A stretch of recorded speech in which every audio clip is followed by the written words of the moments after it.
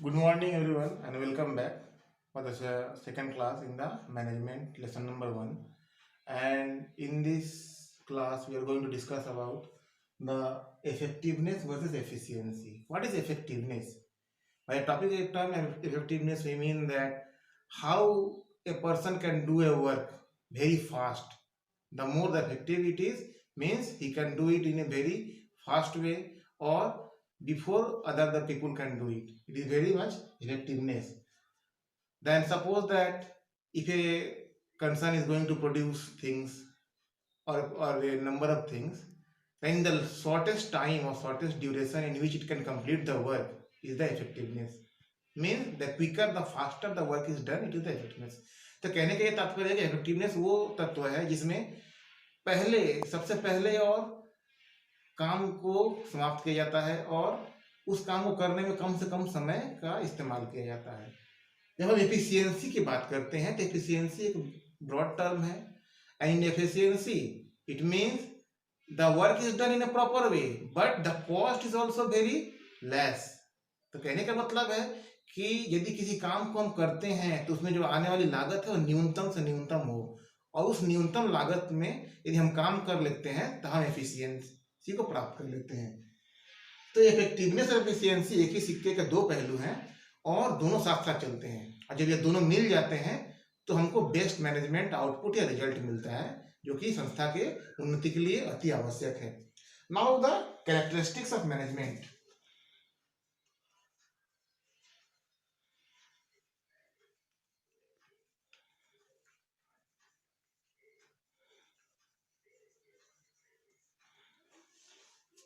When the characteristics of management are discussed, the first characteristic we come to know about is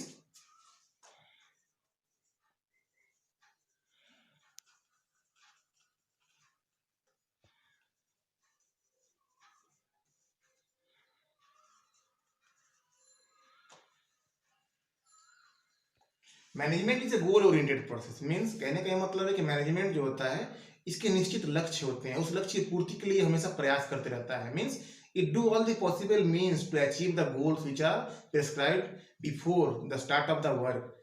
like in studies we do the studies in a proper way so that we can get the most of the marks and good result in the examination. In the same way, and any organization, maybe it is doing service or production, it tries to achieve its goals in the superior way. The next is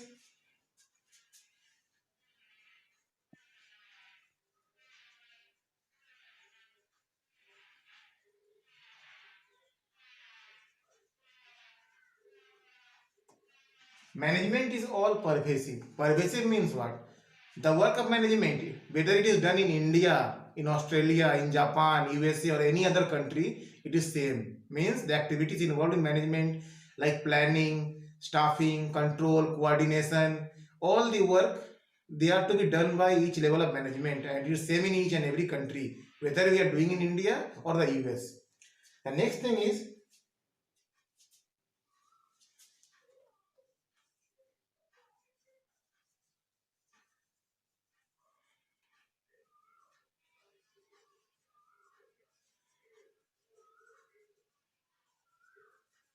management is multi dimensional. तो multi dimension का हमारा क्या मतलब है कि management बहुआयामी है, ये किसी एक चीज पे निर्भर नहीं करता है, तीन चीजों पे ये डिपेंड करता है, उसको फोकस करता है। मैनेजमेंट ऑफ वर्क मतलब काम को कैसे करना है, how should I do the work such that I could get the best result. Then the management of people, we all know that human resources are the best resources in an organization. How can I manage the resources? How can I put the right person in the right place such that I can get the best result and output? Is the management of people. Then management of operation. Operation means what? The process of production of goods. How should I employ the machines, the raw materials, and the others in a proper sequence, in a proper way, such that the cost is very less and I can get the best output and result. तो कहने का हमारा ये तात्पर्य है कि management में लोगों पे, वर्क प्रोसेस पे और ऑपरेशन पे, तीनों पे इस पे ध्यान दिया जाता है ताकि सबसे बेस्ट रिजल्ट प्राप्त किया जा सके।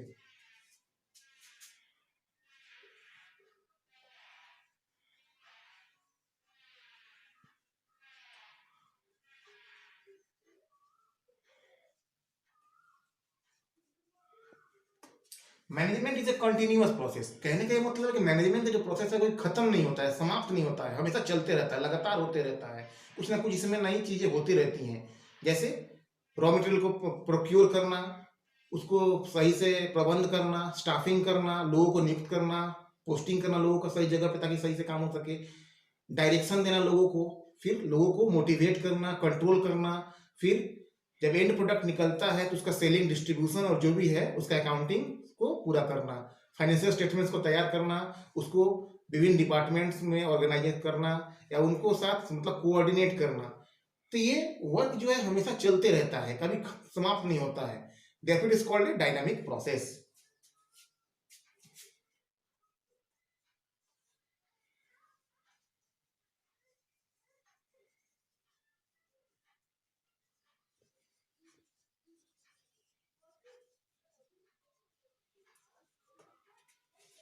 Management is a group activity. Group मतलब क्या है? कोई एक आदमी ये काम नहीं कर सकता अकेले मैनेजमेंट का वर्क, इसके लिए ग्रुप का होना अति आवश्यक है और ये ग्रुपिंग में ही काम होता है।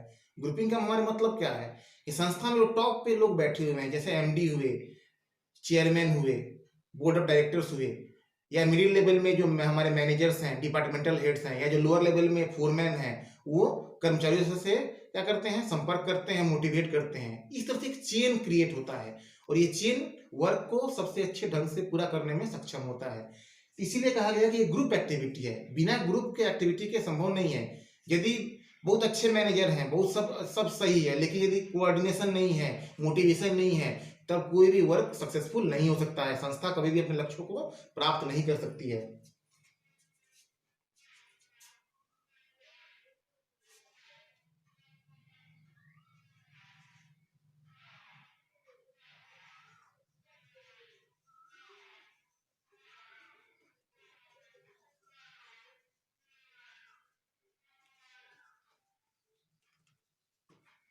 Management is a dynamic function. Dynamic का मतलब क्या होता है कि बहुत तेजी से बदलाव होते रहते हैं। आज का दौर है, प्रतिस्पर्धा का युग है। It is a market of competitiveness and if you want to be successful, you want to make our policies in such a way that we can face the stiff competition. यदि हमको कंपटीशन में जीतना है, हमको आगे निकलना है, अपने प्रतिद्वंदियों को हराना है, तो हमको वो तकनीक और नीतियों अपनानी पड़ेगी जिससे हम मार्केट में सबसे बेस्ट सर्विस या बेस्ट प्रोडक्ट को लॉन्च कर सकें रीजनेबल प्राइस पे, ताकि हमारा प्रोडक्ट जो है मार्केट में सक्सेस हो जाए।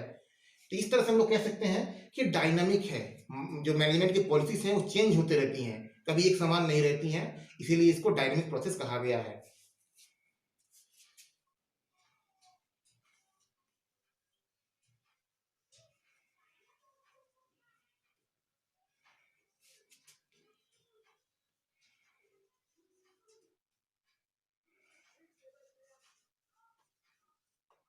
Last one, management is an intangible force. Intangible का मतलब क्या होता है? जिसको हम छू नहीं सकते हैं, देख नहीं सकते हैं, महसूस करते हैं। कैसे हो सकता है ये? मैनेजमेंट में जो वर्क होता है उसको देख नहीं सकते हैं, लेकिन यदि आउटपुट होता है, सबसे बेस्ट परफॉर्म करती है संस्था या उसको रिवार्ड प्रॉफिट के रूप में मिलता है, तो उसको महसूस हम कर सकते हैं। इसीलिए इसको इंटेंजिबल फोर्स कहा गया है। ये वो शक्ति है जिससे कि संस्था में सुचारू रूप से कार्यों का संपादन या निष्पादन किया जा सकता है और अच्छे से किसी संस्था परफॉर्म कर सकती है।